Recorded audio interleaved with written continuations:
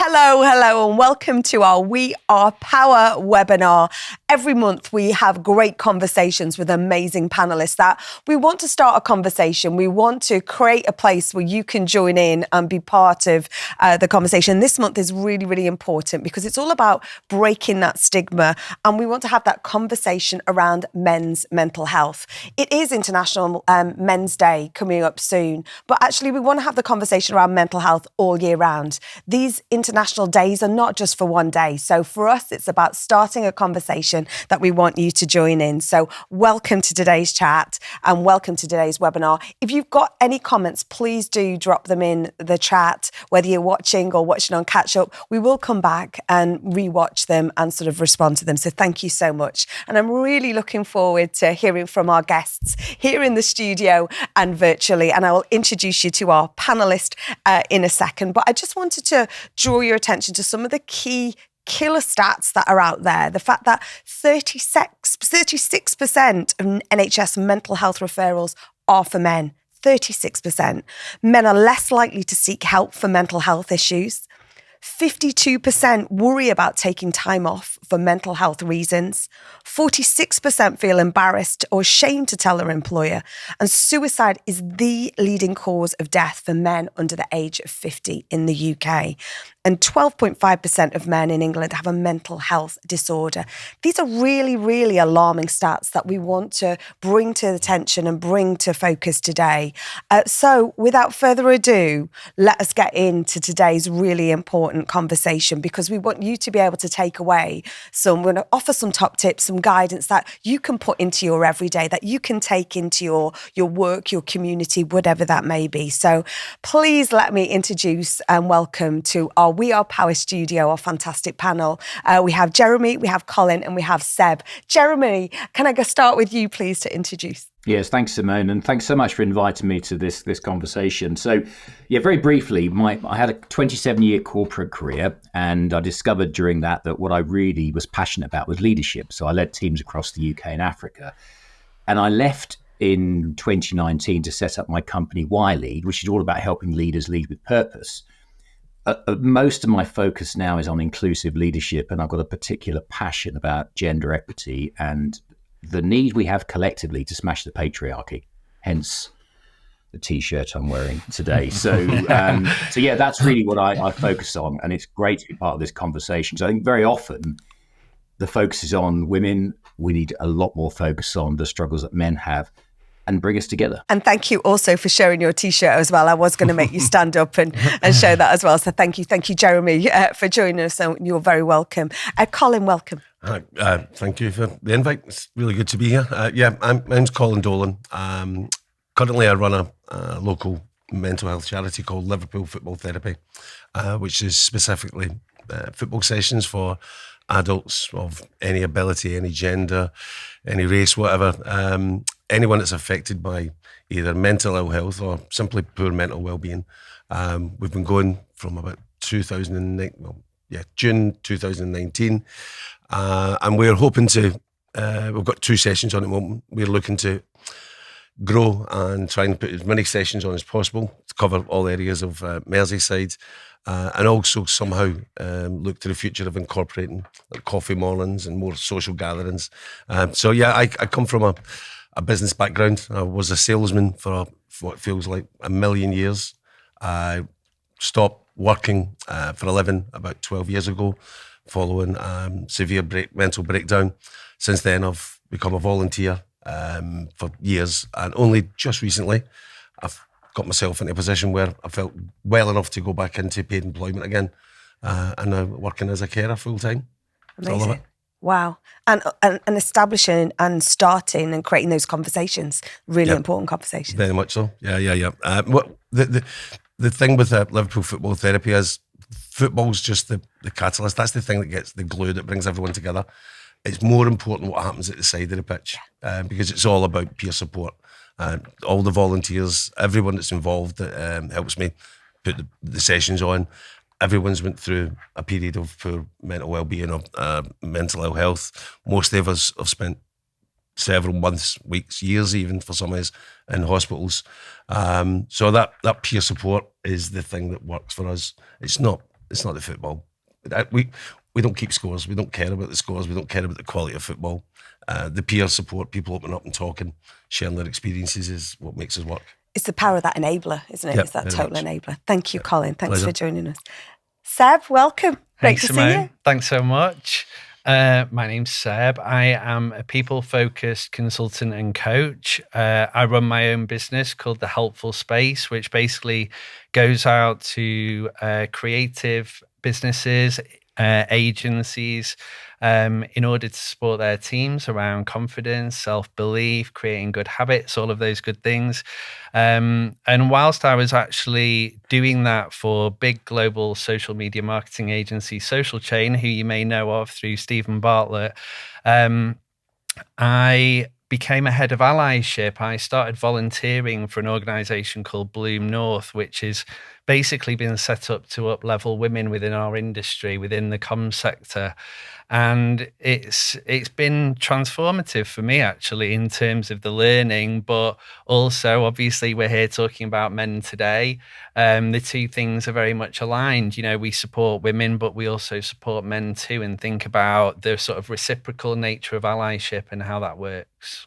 And also on the 2024 Northern Power Women Awards advocacy list this year. Seb, congratulations. Absolutely. Thank you so much. Too humble to say there. and I think what's interesting from the introductions from Jeremy, Colin and Seb is the is support out there. There are spaces out there, but sometimes and often we don't see them. And I think that comes with some of the stigma, which we want to try and, like, as in Jeremy's T-shirt, we want to smash the patriarchy. We want to smash some of the stigma that sits around that. What are some of those stereotypes, Jeremy, around men's mental health? And how do these stereotypes add to that stigma? Yeah, I talk about this quite a lot in my conversation with organisations and on events like this. I think that there are so many. I mean, men aren't supposed to show their vulnerabilities. They're not supposed to show that they're feeling sad because it's seen as weakness. And I saw some research that from the age of 6, boys have been socialised that there's only one really acceptable emotion for them to share, and that's anger. And so that means that things like sadness, even joy, we're not supposed to show. It's not expected. And I think even to myself, and I like to think I'm a relatively rounded, quite happy to show my emotions. I worked out, I did a LinkedIn post a few months ago where I worked out that since I was 16, I've cried 5 times. And I can remember the occasions. Now that's not something that's particularly healthy. I've somehow lost that muscle. I lost that muscle as I was growing up for how to show that kind of emotion. I just can't imagine doing it now. So I think there are so many stereotypes that just hold us back, and we need to break those. And where do we start? I think for me, conversations like this are important because when people start to, it took me, I didn't realize, I saw someone else write about how men should show their emotions and cry. And I already had a post planned for the following day. And I just decided to scrap that one and write about my own experience. It suddenly occurred to me that, I've cried 5 times, since I was an adult. And so I think becoming aware of those things initially is the starting point. And then if we start to acknowledge this is the reality that men face, this is actually what's going on, I think then we're in a position where we can start to take some action. And I think conversations like this are important. Just even the Colin describing his story in the intro makes me think, well, that's really courageous to show that level of vulnerability. But the more men that do that, and become socially acceptable to do so, that the better it's going to be. So I think we just have to start these conversations, and even just little things like, asking men if they're okay. I had a text from a friend recently where she said, "I know you're really busy, but are you okay? ... Really?" And it was that use of the word "really" that made me think, no, actually, I'm not at the moment. So I picked up the phone and we had a long chat, and the difference it made to how I was feeling about things was incredible. And then it opened up other conversations I had with other people to say, this is what's going on at the moment. And so I think just becoming aware of it, making it socially acceptable for men to talk about their feelings in a safe environment. That ... moment is really key, isn't it? I think I've done that a few times where you've gone, are you okay? Yeah, I'm fine. And then you go, no, are you okay? It is that ... moment. I think we've all got to do more of that ... moment. We, look back at the stats, sort of read out at the start, men are less likely to seek help for mental health issues. Is that part of the perception of what it means to be a man, Steb? Is there something in that is that I'm a man and I can only cry so many times. Anger, I'm allowed to do that, but I'm not allowed to show sort of joy or, sort of enthusiasm or excitement. But is it that being a man thing? I think it is. I feel quite fortunate in the sense that I was brought up very closely with my mother. She encouraged me to speak from a really young age. I always feel like I've been quite in tune with my emotions, and I feel hugely, hugely grateful for that. And in actual fact, about 6 months ago, I decided to join a men's group because I have a lot of female friends and I'm very used to sharing my emotions around women. But in groups of men, I'm not as comfortable, or it's not something I've been as used to. And I joined a men's group called One Brotherhood. And honestly, it's been really transformative, not only for me, but also for observing what is actually happening for men. Because I was absolutely staggered to witness so many men, once they felt safe in this men's group, actually sharing that they feel that responsibility within the home of being the one who has to carry all of those, responsibilities. Because I thought, that's a bit outdated now. Women have careers, X, Y, Z. But in actual fact, men are holding on to a lot of that. And I think that's really, really important. Also, male friendships need a boost in many ways. Men need to learn how to engage with one another in the same way that women do. If you think about your women in your life and how they operate in terms of their friendships and the way that they spend time with people, talk to people, encourage them to be open, men don't do that. We feel like we're maybe laboring other people with our problems as opposed to sort of sharing as a community of people. So I think there's something in that as well. Yeah, I think it comes back to that. But then it's not every man is the same, right? Is it? Is it part of that emotional intelligence that you think is the difference? Is that what? Do you know what I think we need? I think we need a feminist movement, but for men. And you can't plan for those things that came as a result of years and years of systemic issues. But we need something like that right now. I mean, I'm sure we're going to come on to talk about suicide rates, things like that, which are devastating. I actually know 6 men from my year at school who have committed suicide from my year. And that sounds shocking, but when you think there were 100 and so, people in my year as a percentage, it's living, it's falling in line with the national statistics. But to think 6 men from your youth who you played with at school took their own lives is absolutely devastating. And it really needs us to come up with some solutions fast. So we can put the feminist movement for men, we'll put that over here at the moment, just putting that there.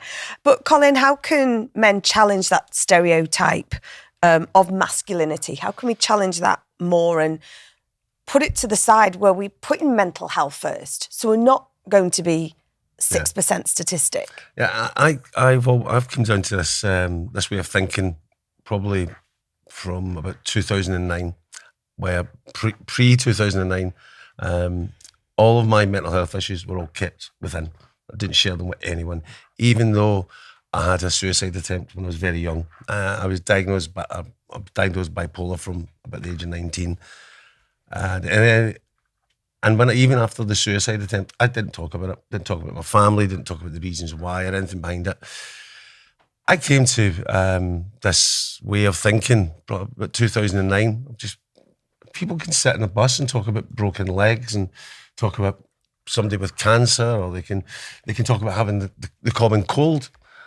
Why can't we Why can't we talk about mental health? And the reason I started thinking that was, it was just as I was living abroad at the time, and I just joined Facebook, and I always saw these things. Oh, get well, hope get well soon. And I thought, and all the times I've been mentally ill, and in the recent time, no one's ever sent me a get well card.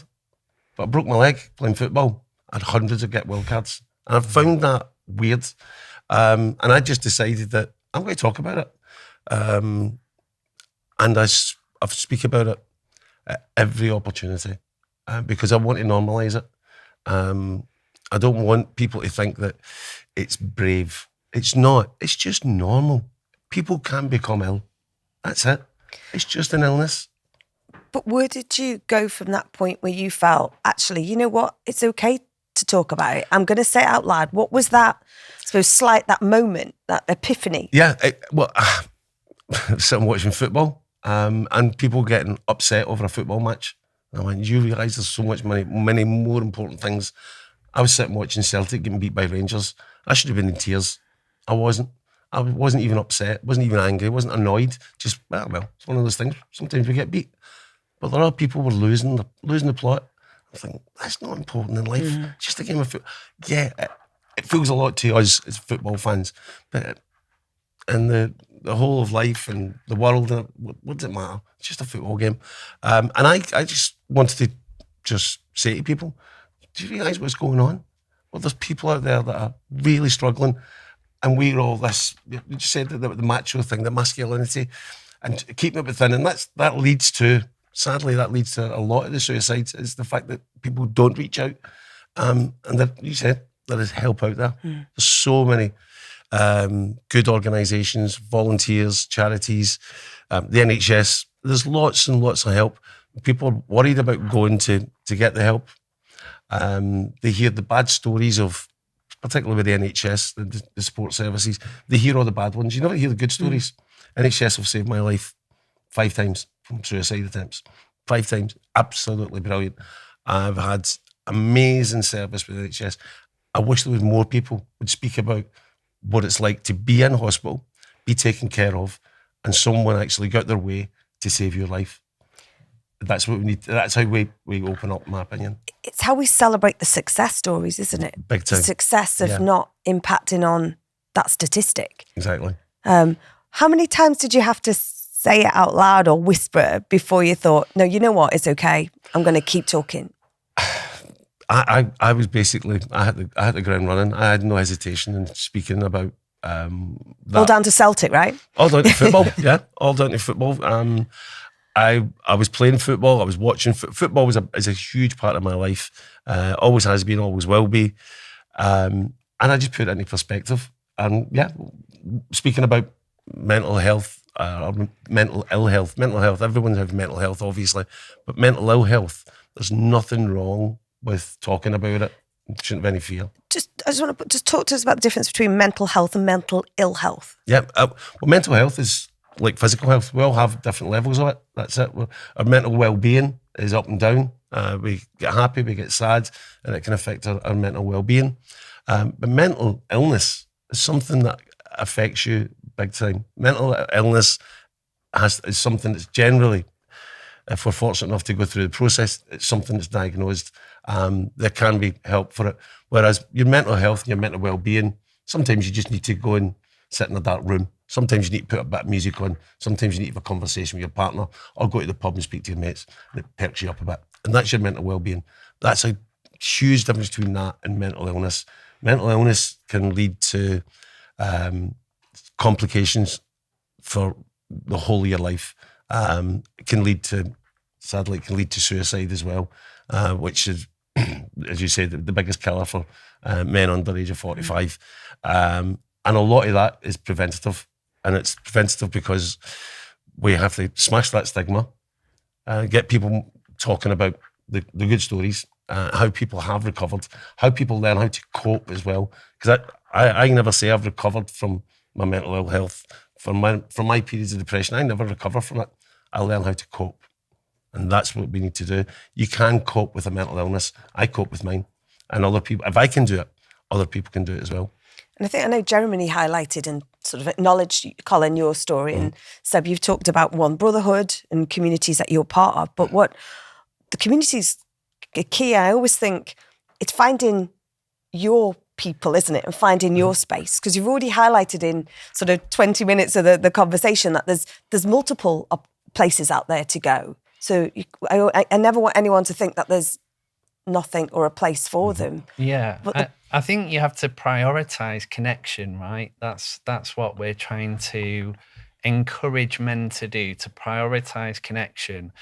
I was just thinking then when Colin was speaking about how I think when you've encountered your own mental health struggles or challenges in your life that you've had to navigate, you naturally then value your mental well-being. So, for example, when I was around 14, I had a poor relationship with one of my parents, and we went to relate counselling, and I can remember it with absolute crystal clarity, even though it was over 30 years ago, what my therapist was like, what the mood was like in the room, writing letters to my parent to sort of try and explain how I was truly feeling.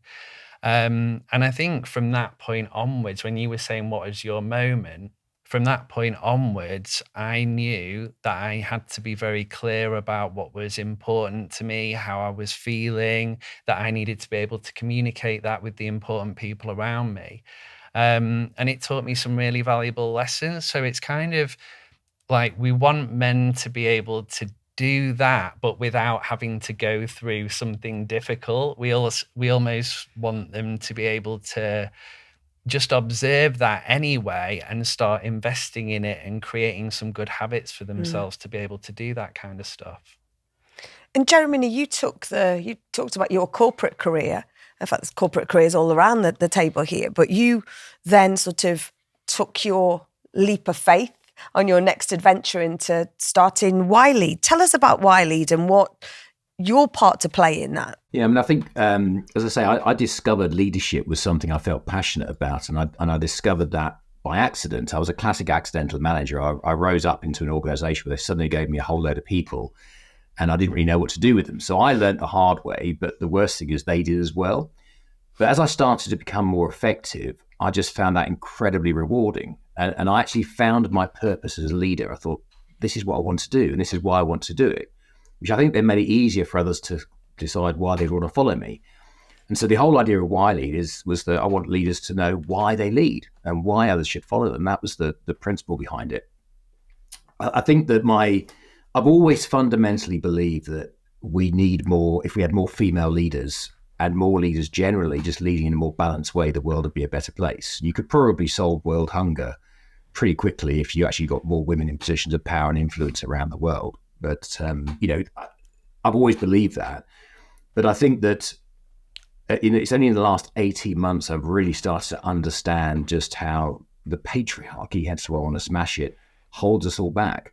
And I went into this really believing that I needed to do more as someone with real privilege to help empower and support women to kind of get more equality. But I've realized that men have been massively left behind in that. I mean, it was really interesting what you said, Seb, about feminism. Feminism has been an incredibly powerful and positive movement. What it's enabled women to do is to move increasingly into spaces that were previously closed down to them, ones that might have been the preserve of men in the past. So women now have access to things they didn't have before.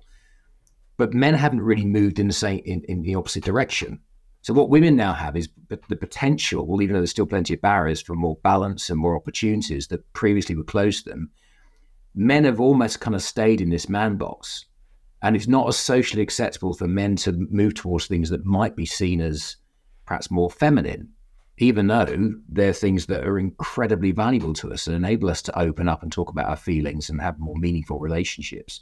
So I think there is something about, I'm not sure what the answer is, but there's something about how we need to redefine masculinity in a more positive way. Because at the moment, the choice we seem to have is, well, masculinity is either seen as toxic, and there's what's the alternative to that? Well, you need to be more caring, more nurturing, more compassionate.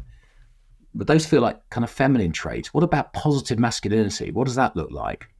So I think we just need to have more balance in the way that we we present these things is kind of what I've learned over the last 18 months to 2 years. And it's interesting because over the organisation, over the last 9-10 years since we've grown the organisation, when we started as Northern Power Women before we sit under our We Are Power umbrella, we talk about, we've always said it's all genders from day one, 100% all genders. This is, this is all about, you talk about feminism is about equality. It's not, I always think it's never about cutting up pie.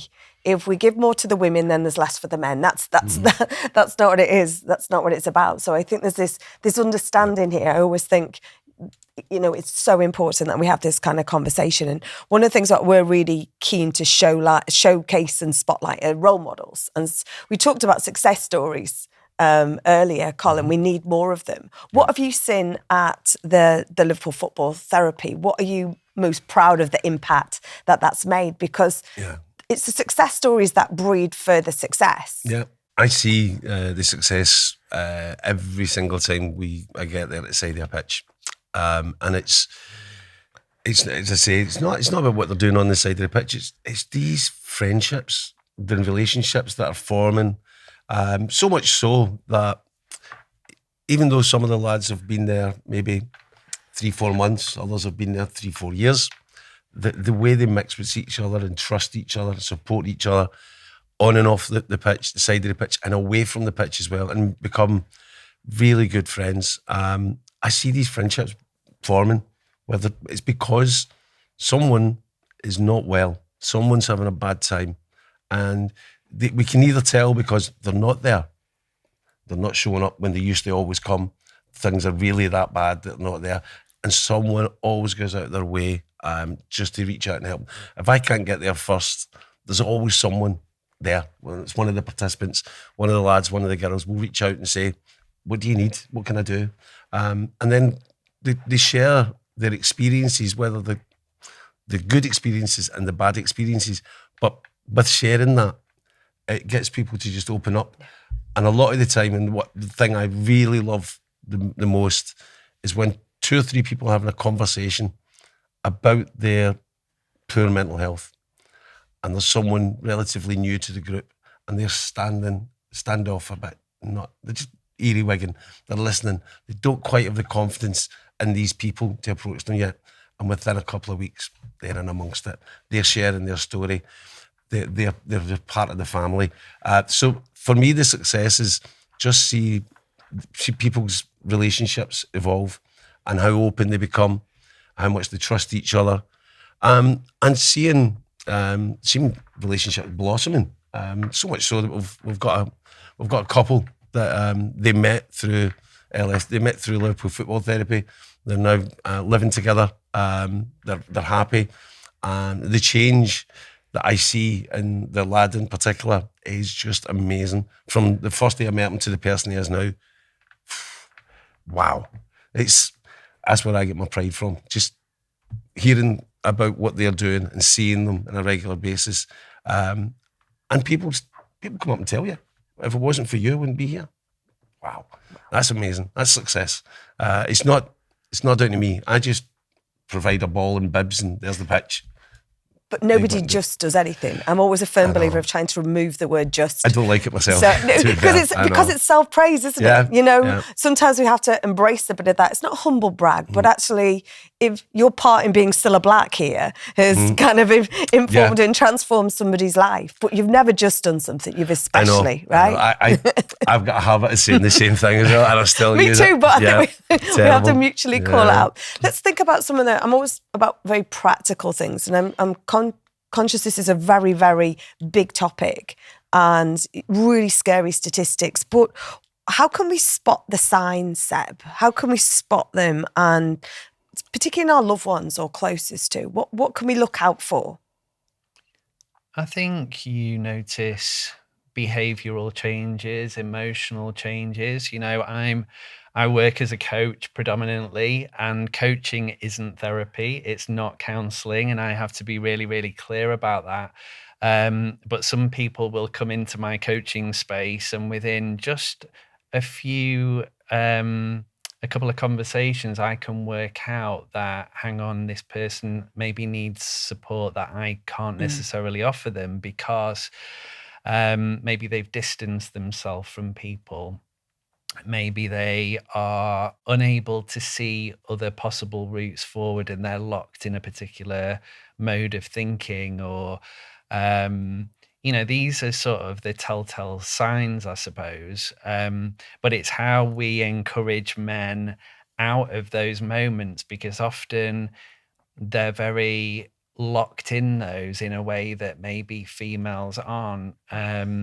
And it's, how can we sort of bring them out of that? And I think it would be great to encourage more men to share stories of overcoming challenges or problems within their own lives, so that other men could see what men are willing to talk about.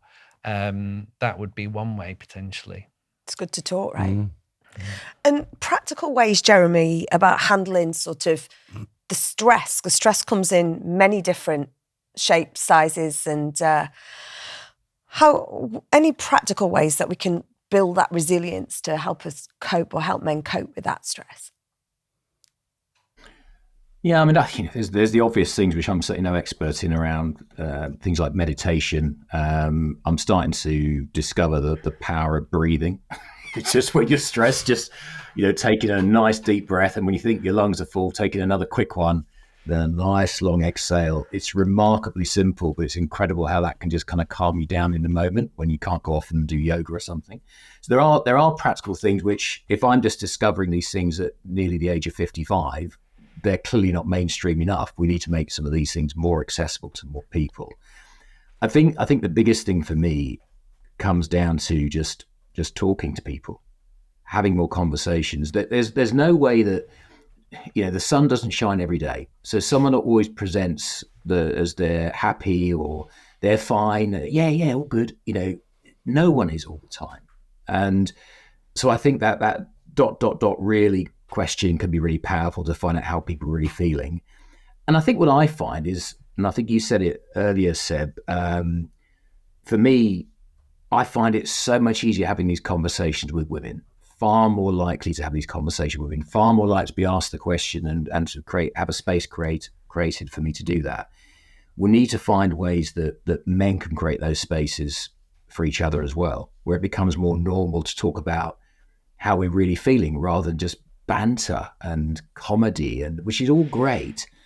But I can have incredible conversations with a small handful of male friends where it's really open, it's really honest, we share our feelings. But it's a relatively new thing for me, and it's a small percentage. Well, it sounds like the work that you're doing, Colin, the environment you're creating is amazing. And if more organizations can learn from that, I think it would be incredible. Even those men who appear to be in a position of power and influence and have it all, they're holding something back significantly. And I think if they were able to open up, they would become happier. I'm sure they've made the people around them happier as well. And I want to come back to you on that in a second, Jeremy, how do we tackle this in the corporate world, if you like? I think, I'm not saying it's easier to do it in communities, but how do you have that big discussion with your boss or your colleagues? So I'll come back to that, but sorry, Seb, I know you wanted to jump in there. Yeah, I just want to acknowledge what Jeremy was saying about the sort of surface level chat. And I think there's something here around really understanding who you are and what you stand for and the problems you solve and the qualities that you have as an individual.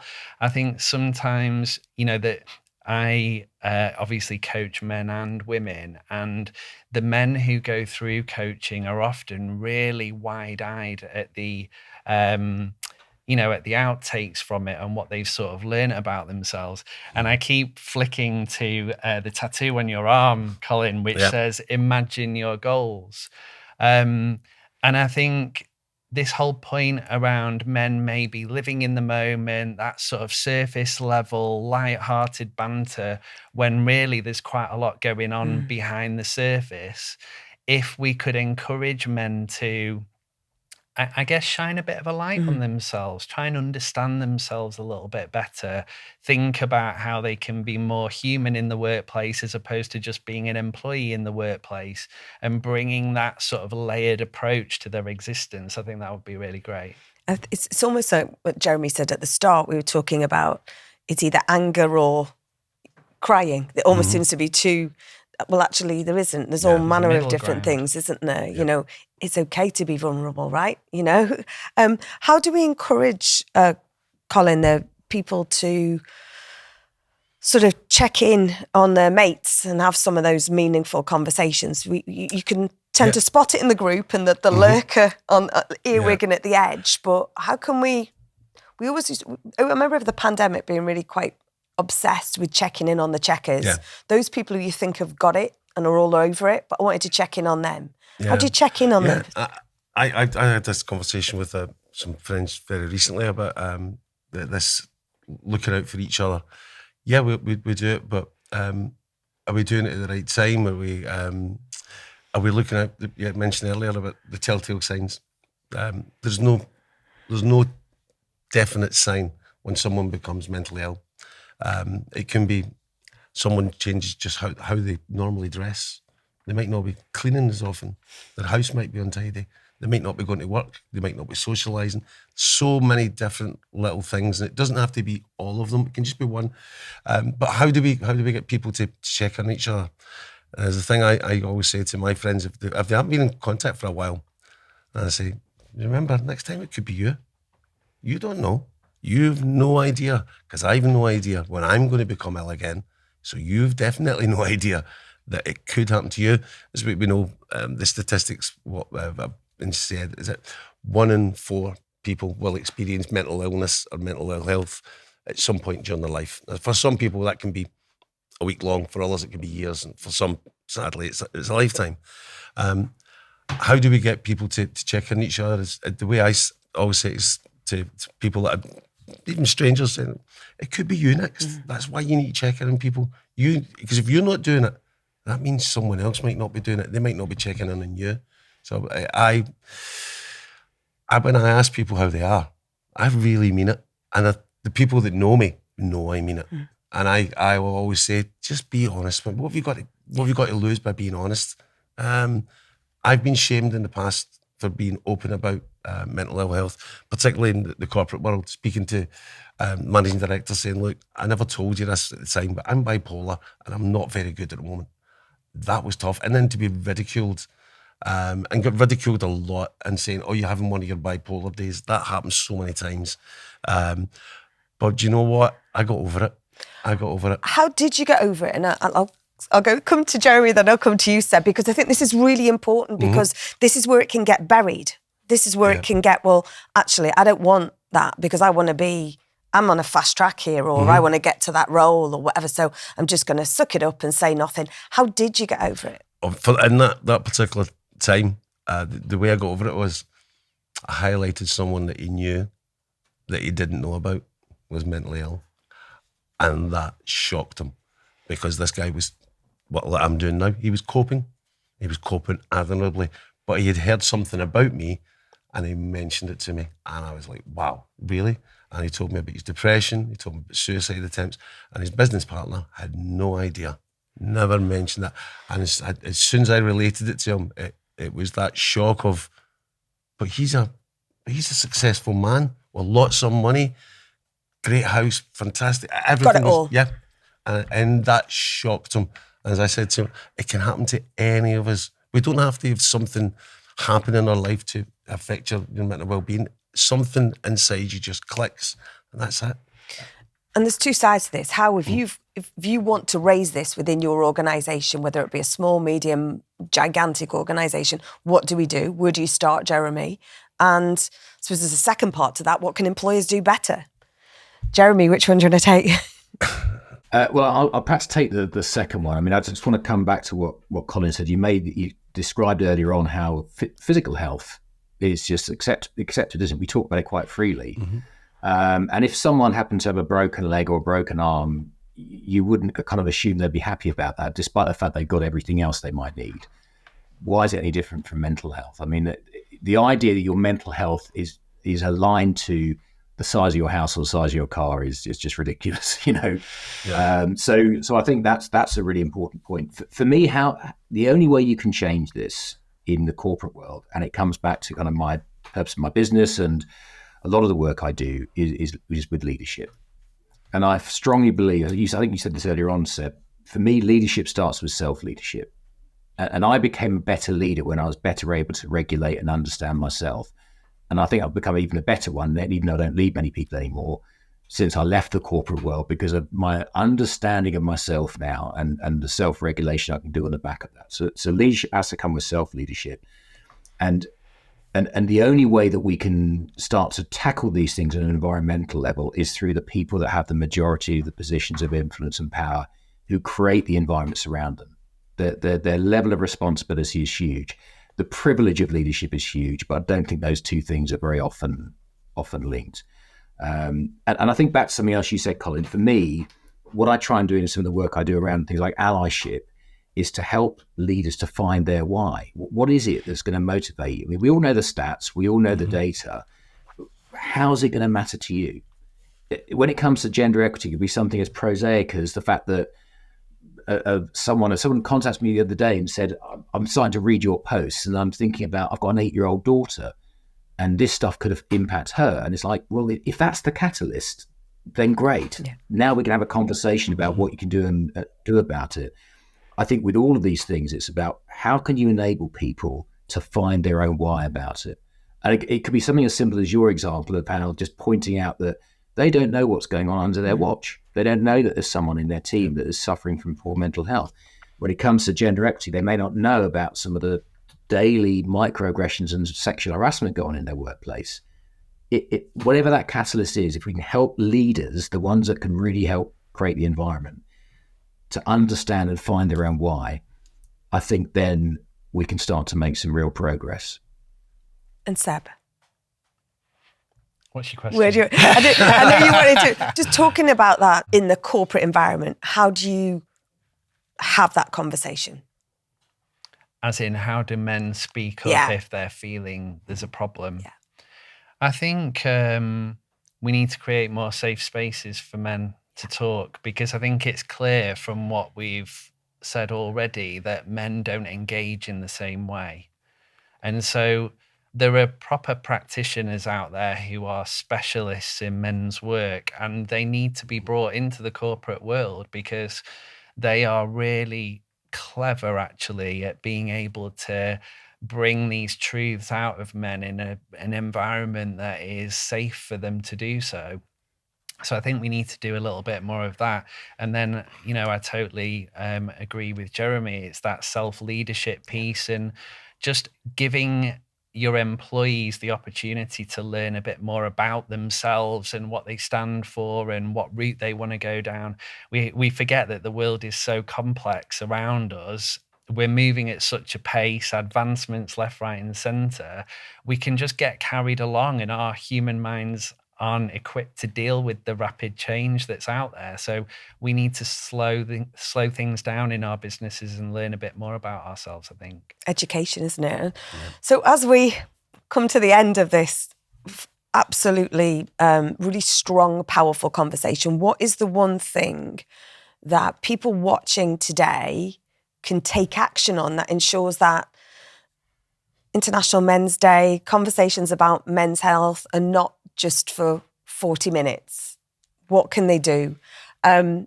What's the one bit of advice? Colin? My advice, and I say this to so many people, have those numbers. We see those numbers come up on the likes of Twitter or X, whatever, Facebook and all these helplines. Put them in your phone. You might never need to use them for yourself, but you may need to use it for someone else someday. At least you've got it there. Another great one, a friend of mine, Jake Mills, runs the Chasing the Stigma now. I would recommend everyone to put on their phone the Hub of Hope app, because no matter where you are in the country, put in your postcode and it'll tell you what mental health support services or various types of support services there are just in your local area. Hub of Hope, you don't have to have a million apps for all the different charities and support services, just the Hub of Hope. Jake Mill started that great organisation, do a lot of good work. I'd recommend everyone has that on the phone. You may never need it for yourself, but you may need it for your brother, your sister, or your mate. Thanks, Colin. Seb?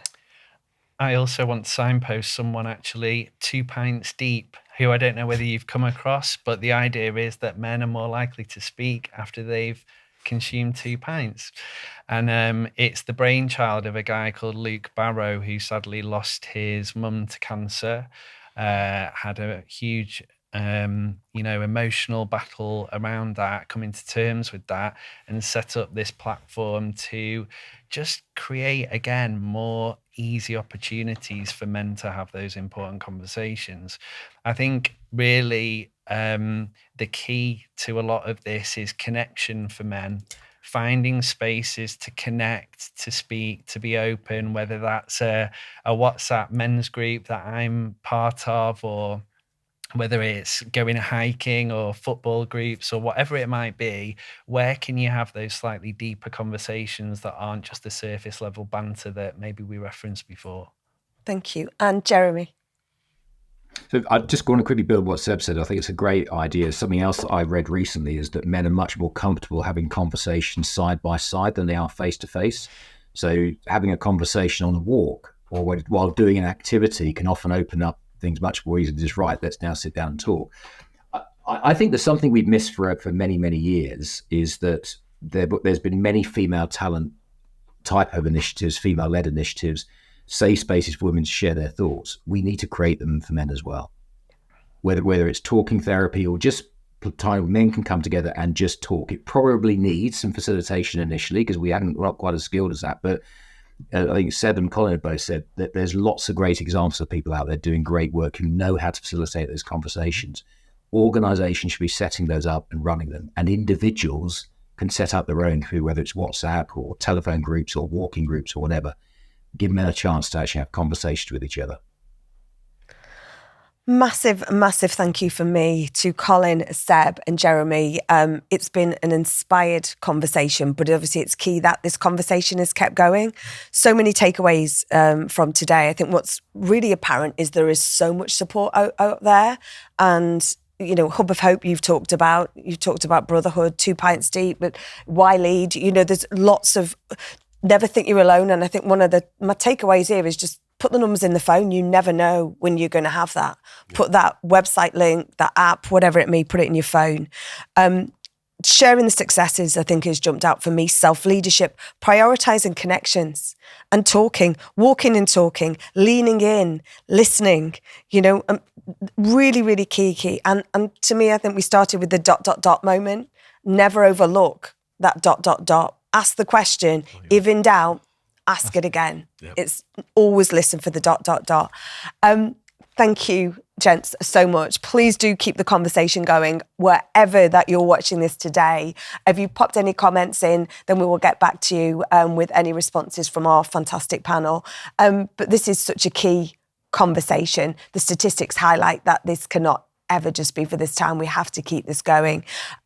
Please do share this webinar with anyone you think. Please be aware, be more aware now, and follow everything that we're doing on our digital hub, wearepower.net. Keep the conversation going. We are power_net on Twitter, Instagram and TikTok, and we are power on LinkedIn and Facebook, and we are _power on YouTube.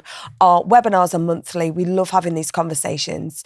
We love to have your feedback. Thank you so much for joining me in the studio today. My name is Simone. This is a We Are Power webinar. Thank you.